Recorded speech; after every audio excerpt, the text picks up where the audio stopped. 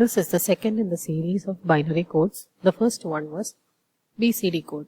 BCD code was a binary form of decimal digits, that is only 0 to 9. Today we see gray code. In gray code, the defining property is that two adjacent gray codes differ only by 1 bit. You can see here it is 0000, here it is 0001. So it differs only in the LSB. In this manner, you can check any adjacent set of gray codes. They differ only by 1 bit. Why is this an advantage? Let us consider that the first bit is generated by a hardware H1. The second bit is generated by another hardware H2. Third bit by H3 and fourth bit by H4.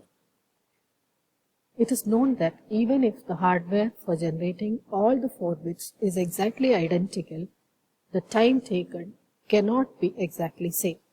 Therefore, the time taken by H1 is denoted as T1, H2 is denoted as T2, time taken by hardware H3 to produce an output is T3, and H4 is T4. Let me assume for convenience that the time T1 is less than T2, T2 less than T3 and T3 less than T4. This is the relationship between the timings. So even if they are identical, the timings cannot be adjusted to be exactly same, and therefore this is the relationship. Let the initial output at T0 be 0000. I want this to change to 1010. That which is in the bracket indicates the final output or the next output. So 0000 must transit and become 1010. At the end of T1, what happens? The hardware H1 has finished processing its output. That means it transits from 0 to 1. So at the end of T1, the hardware H1 has produced the next state output. Hardware H2 is immaterial because there is no change in the output. It becomes 0 itself. Hardware H3 takes time T3, which is greater than T1. Therefore, it has not finished processing the output. So it remains the previous state. T4, like we said earlier, no change, so it remains 0. At the time T3, the output becomes T1, T3, here it is 1 itself because no further changes present. H2, T2, it takes time T2, no change in the output. At the end of T3, H3 has finished processing and therefore the output is now transited from 0 to 1. H4, no change in output, and thus we have the final output. What is the problem here? The problem is that we have a spurious or erroneous state, as you see here.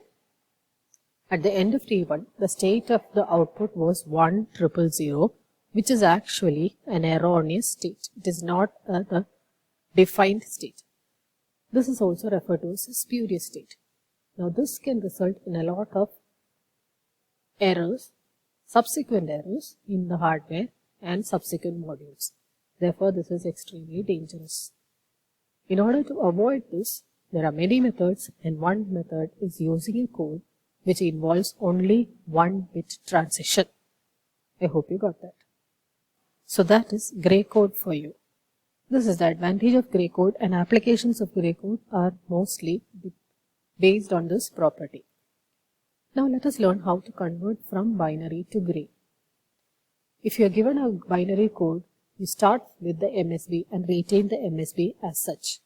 So if you have a code like this 10110, the first code of the gray code, first bit of the gray code is 1 itself because you retain the MSB. And then you go from the left to the right. This is the left and this is the right, and you go from the left to the right. Add each adjacent pair of binary bits. These are adjacent pairs of binary bits. Add it. 1 plus 0 is 1, and that forms the next gray code bit.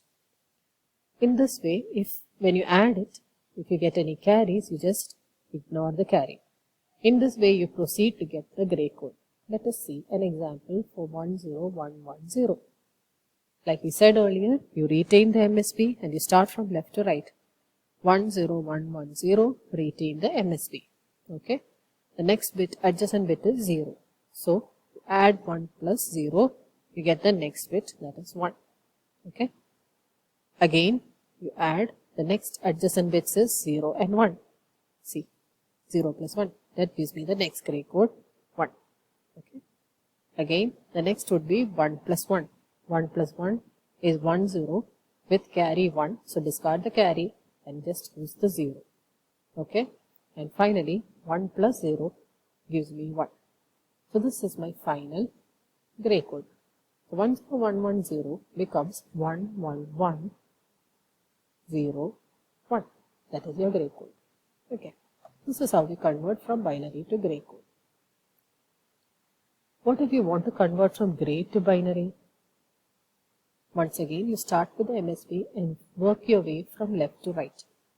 Retain the MSB as such, but when you add, you don't add the bits of the gray code, you add the adjacent bit of gray code bit with the binary that has been generated. You see here that is highlighted in orange. So generated binary bit plus next gray code bit. Result 1 plus 1 0. The carry 1 is discarded. Next generated binary bit plus next gray code bit, that is 0 plus 0. You get 0. In this manner you proceed. 0 plus 1 gives me 1 and 1 plus 1 gives me 0. So the final answer is 11011 gray becomes 10010 binary. This is base to the base binary. Okay. You might have noticed that gray code is actually an unweighted code.